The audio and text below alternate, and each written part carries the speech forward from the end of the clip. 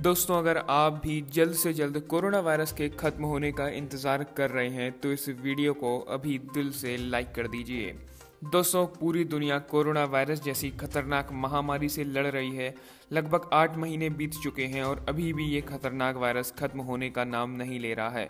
हमारे देश भारत की बात करें तो यहाँ पर भी कोरोना अपना आतंक मचा रहा है। लेकिन दोस्तों, इसी बीच कुछ अच्छी खबरें भी निकल कर आ रही हैं।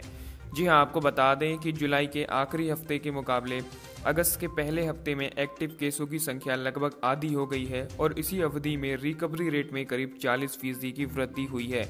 यानी कि अब रिकवरी रेट सीधा पहुंचकर 70% हो गया है। और आपकी जानकारी के लिए ये भी बता दें कि पूरी दुनिया में रिकवरी रेट के मामले में इतनी ज़्यादा वृद्धि भारत के सिवा और कोई देश को अभी तक नहीं मिल पाई है। इसके अलावा दोस्तों, भारत में एक्टिव कोरोना केस के आंकड़ों से ये पता चलता है कि महामारी का प्रसार अब थोड़ा सा धीमा ज़रूर होने लगा है। फिलहाल भारत में 6 लाख से ज़्यादा एक्टिव केसेस हैं। स्वास्थ्य मंत्रालय के आंकड़ों के अनुसार सिर्फ जुलाई के आखिरी हफ्ते में कुल 1 लाख से ज़्यादा एक्टिव केसेस जुड़े थे और वहीं अगस्त के पहले हफ्ते में ये संख्या घटकर 53,985 हो गई। भारत में रिकवरी रेट भी 70% है। जुलाई के आखिरी हफ्ते में करीब 2.5 लाख लोग संक्रमित लोगों को तो वो ठीक किया गया था और अगले हफ्ते यानी कि अगस्त के शुरुआती 7 दिनों में ये संख्या बढ़कर 3.5 लाख हो गई। ऐसे में दोस्तों, इस मुश्किल घड़ी में रिकवरी रेट का बढ़ना अब तक की सबसे बड़ी खुशखबरी है जो कि हमें अभी तक मिली है। और इसी बात पर इस वीडियो को एक लाइक तो कर ही दीजिए और साथ ही साथ नीचे कमेंट में जय हिंद भी ज़रूर लिखिएगा। अब दोस्तों, वहीं एक और खबर की बात करें तो भारतीय कंपनी जायडस कैडिला ने कोरोना वायरस से संक्रमित मरीजों के इलाज के लिए उपयोगी दवा रेमडेसिविर को रेमडेक ब्रांड नाम से भारतीय बाजार में पेश किया है। कंपनी ने शेयर बाजार को बताया कि रेमडेक की 100 मिलीग्राम की शीशी की कीमत 2800 रुपये है, जो भारत में उपलब्ध रेमडेसिविर का सबसे सस्ता ब्रांड है। जायडस कैडिला के मुताबिक ये दवा उसके वितरण नेटवर्क के जरिए पूरे देश में उपलब्ध होगी। रेमडेक सरकारी और निजी अस्पतालों में मिलेगी। कैडिला हेल्थ केयर के प्रबंधक निदेशक डॉक्टर शर्विल पटेल ने ये कहा है कि रेमडेक सबसे सस्ती दवा है क्योंकि हम चाहते हैं कि कोविड-19 के इलाज में अधिक से अधिक मरीजों तक ये दवा पहुंच सके। इस दवा के लिए सक्रिय दवा घटक की मैन्युफैक्चरिंग समूह की गुजरात स्थित यूनिट में की गई है। जायडस कैडिला कोविड-19 की वैक्सीन बनाने की कोशिश भी कर रही है और ज़ाइकोव-डी नाम की ये वैक्सीन क्लिनिकल ट्रायल के फेज़ में पहुंच चुकी है। हालांकि दोस्तों, कोरोना की वैक्सीन पर कई वैज्ञानिकों का ये मानना है कि कोरोना पर पूरी तरह नियंत्रण के लिए वैक्सीन काफ़ी नहीं होगी। जी हाँ, ये बात बहुत लोग जानते हैं कि किसी भी बीमारी की वैक्सीन तैयार करने में सालों लग जाते हैं, लेकिन कोरोना वायरस का संक्रमण जिस तेज़ी से बढ़ रहा है, इसे आपातकाल जैसी स्थिति पैदा कर दी है और इसी वजह से इस वायरस पर नियंत्रण करने के लिए जल्दबाजी में वैक्सीन विकसित की जा रही है। जल्दी में वैक्सीन तैयार किए जाने को लेकर वैज्ञानिक भी संशय में हैं, क्योंकि हर भौगोलिक स्थिति और वातावरण में ये कितनी कारगर होगी ये अभी तक किसी को नहीं पता है। क्या ये सभी उम्र के लोगों में कोरोना वायरस के खिलाफ इम्यूनिटी मजबूत करने, एंटीबॉडी बनाने में पूरी तरह से असरदार होगी, ये भी अभी तक कोई ठीक तरह से नहीं बता पा रहा है। विशेषज्ञों का ये कहना है कि इतना ज़रूर है कि कोरोना वैक्सीन जो आने वाली है तो मरीज को दोबारा संक्रमित होने की संभावना को कम कर सकती है। यहाँ तक कि लक्षण भी नहीं बढ़ेंगे, लेकिन इसके खिलाफ तुरंत और पूरी सुरक्षा प्रदान करने और संक्रमण से बचाने में ये कितनी कारगर होगी ये कहना जल्दबाजी होगी।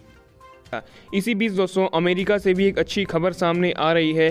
जी हां, अमेरिकी कंपनी फाइजर और जर्मनी की कंपनी बायोनटेक द्वारा संयुक्त रूप से विकसित कोविड-19 वैक्सीन ने स्वस्थ वयस्कों पर बेहतर असर दिखाया है। आपको बता दें, अमेरिकी कंपनी फाइजर और जर्मन कंपनी बायोनटेक द्वारा जो वैक्सीन विकसित की जा रही है वो इस समय क्लिनिकल ट्रायल के फेज़ में है। चिकित्सीय परीक्षण के शुरुआती चरण में वैक्सीन ने 18 से 55 वर्ष तक के स्वस्थ वयस्कों में कोरोना वायरस संक्रमण के खिलाफ एक मजबूत रोग प्रतिरोधक क्षमता उत्पन्न की है। हेल्थ रिसर्च जर्नल नेचर में प्रकाशित एक अध्ययन रिपोर्ट में ये बात कही गई है। इसमें वैज्ञानिकों ने टीके के बारे में बताया है कि BNT162 एक RNA टीका है और ये नए कोरोना वायरस द्वारा संक्रामक प्रोटीन बनाने को इस्तेमाल किए जाने वाले RNA अणु के सहारे व्यक्ति के शरीर में रोग प्रतिरोधक क्षमता उत्पन्न करता है। और इसमें 18 से 55 वर्ष तक के जो लोग हैं तो उनके शरीर में बेहतरीन इम्यूनिटी विकसित की है, जिससे उनमें कोरोना वायरस से लड़ने की शक्ति आई है। ऐसे में दोस्तों अब अगर ये वैक्सीन जल्द ही सफल होती दिखाई दे रही है, और जैसा कि आप सभी को पता है कि रूस की वैक्सीन पर इस समय कई सारे देश सवाल उठा रहे हैं, तो ऐसे में अगर हम एक वक्त के लिए रूस की वैक्सीन को हटा दें तो ऐसे में अमेरिका ही वैक्सीन बनाने की रेस में इस समय सबसे आगे है। ऐसे में अब ये माना जा रहा है कि दुनिया को दूसरी कोरोना वायरस वैक्सीन अमेरिका ही ला कर देगा। और दोस्तों अगर ऐसा होता है तो ये हम सभी के लिए बहुत ही खुशी की बात होगी, क्योंकि अमेरिका और भारत के बीच के रिश्ते काफ़ी अच्छे हैं और ऐसे में भारत को भी ये वैक्सीन जल्द ही मिल सकती है। तो दोस्तों इसी बात पर इस वीडियो को एक लाइक तो कर ही दीजिए और साथ ही साथ नीचे कमेंट में जय हिंद भी ज़रूर लिखिएगा। अब दोस्तों आपको बता दें कि कोरोना वैक्सीन बनाने वाली कंपनी मॉडर्ना इंक ने अमेरिका के साथ कोविड-19 के लिए अपने प्रायोगिक वैक्सीन की 100 मिलियन डोज बनाने और वितरित करने के लिए एक समझौते पर $1.5 बिलियन अमेरिकी डॉलर तक का समझौता किया है। ये जानकारी कंपनी ने मंगलवार को दी है। व्हाइट हाउस में ब्रीफिंग के दौरान अमेरिकी राष्ट्रपति डोनाल्ड ट्रंप ने कहा कि मुझे ये घोषणा करते हुए खुशी हो रही है कि हम कोरोना वायरस वैक्सीन की 100 मिलियन डोज बनाने और वितरित करने के लिए मॉडर्ना के साथ एक समझौते पर पहुंच गए हैं। वैक्सीन स्वीकृत होते ही हम तेज़ी से 100 मिलियन खुराक का उत्पादन करने के ट्रैक पर हैं। आपको बता दें कि मॉडर्ना की कोरोना वैक्सीन ट्रायल के अंतिम चरण में है और ये उम्मीद की जा रही है कि जल्द ही इसका ट्रायल भी पूरा कर लिया जाएगा। इस समय अमेरिका में ही कोरोना का कहर सबसे ज़्यादा है। ऐसे में अमेरिका जल्द से जल्द वैक्सीन लाने की पूरी कोशिश कर रहा है।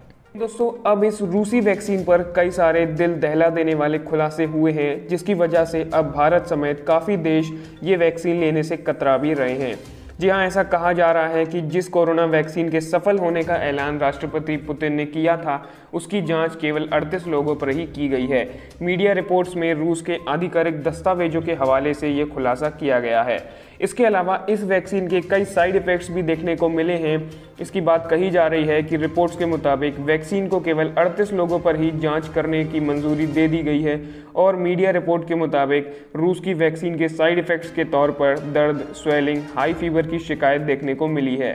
इसके अलावा एनर्जी की कमी, कमज़ोरी महसूस होना, सिर दर्द, नाक बंद होना, गला खराब होना, नाक बहना और भूख ना लगने जैसी शिकायतें भी दर्ज की गई हैं। रिपोर्ट में ये दावा किया गया है कि रूसी अधिकारियों ने केवल 42 दिन के रिसर्च के बाद ही वैक्सीन को मंजूरी दे दी है, जिसके चलते ये पता नहीं लग सका है कि वैक्सीन कितनी अधिक प्रभावशाली है। कोरोना वैक्सीन के रजिस्ट्रेशन के लिए जो डॉक्यूमेंट्स दिए गए थे, उनमें इस बात का जिक्र था कि कोरोना पर वैक्सीन के प्रभाव को लेकर किसी तरह की क्लिनिकल स्टडी नहीं हुई है। हालांकि राष्ट्रपति पुतिन का दावा है कि वैक्सीन सभी सुरक्षा मानकों पर खरी उतरी है। ऐसे में दोस्तों भारत के कई सारे विशेषज्ञों का ये मानना है कि हमें रूस की वैक्सीन लेने में जल्दबाजी बिल्कुल भी नहीं करनी चाहिए और अगर हो सके तो हमारी भारतीय वैक्सीन आने का इंतज़ार करना चाहिए, वरना हो सकता है कि जल्दबाजी के चक्कर में ये महामारी और भी भयावह रूप ले ले। तो दोस्तों ऐसे में अगर आपको भी लगता है कि भारत की वैक्सीन जल्द आनी चाहिए तो इस वीडियो को अभी एक लाइक कर दीजिए और नीचे कमेंट में जय हिंद भी ज़रूर लिखिएगा। अब दोस्तों यहाँ पर बात करें रूस की वैक्सीन की, तो राष्ट्रपति पुतिन का ये दावा है कि वैक्सीन सभी सुरक्षा मानकों पर खरी उतरी है और जल्द ही बड़ी संख्या में इसका उत्पादन किया जाएगा। वहीं दुनिया के 20 से अधिक देशों ने इस रूसी वैक्सीन की करोड़ों डोज की मांग की है। फिलीपींस के राष्ट्रपति ने इस वैक्सीन को लगवाने की घोषणा तक कर दी है।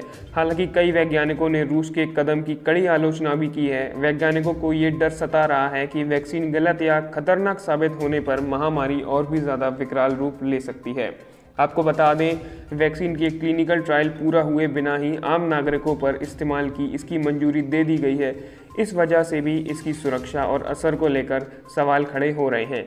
अमेरिका, ब्रिटेन समेत कई देशों का ये मानना है कि जिस तरह से वैक्सीन के ट्रायल की प्रक्रिया है, रूस उसके पूरी होने के पहले ही वैक्सीन की सटीकता का दावा कर रहा है, जो कि बिल्कुल गलत है।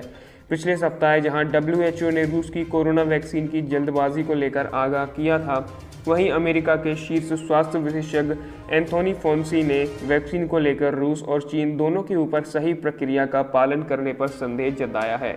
रूस ने अभी तक कोरोना वैक्सीन के फेज़ 1 के ही क्लिनिकल ट्रायल के जो हैं वो नतीजे सार्वजनिक नहीं किए हैं, जिसमें उन्होंने ये दावा किया है कि वैक्सीन के ट्रायल का पहला चरण सफल रहा है। जुलाई के बीच में रूस की टास न्यूज़ एजेंसी ने यह कहा था कि रक्षा मंत्रालय ने दावा किया है कि ट्रायल के बाद किसी भी वॉलंटियर को किसी तरह के कोई साइड इफ़ेक्ट नहीं दिखे हैं। न्यूज़ रिपोर्ट के मुताबिक वैक्सीन के सेकेंड फेज का ट्रायल 13 जुलाई को शुरू हुआ और 3 अगस्त को ही रूसी मीडिया ने खबर दी कि गामलेया शोध संस्थान ने वैक्सीन का क्लिनिकल ट्रायल पूरा कर लिया है। हालांकि इन रिपोर्ट्स में ये स्पष्ट नहीं किया गया था कि क्या केवल दूसरा चरण ही पूरा हुआ है या तीनों चरण पूरे किए गए हैं। और दोस्तों, आपकी जानकारी के लिए बता दें कि दूसरे चरण में ही कुछ महीनों का समय लग जाता है। ऐसे में रूस ने मात्र 1 महीने के अंदर ही वैक्सीन के दोनों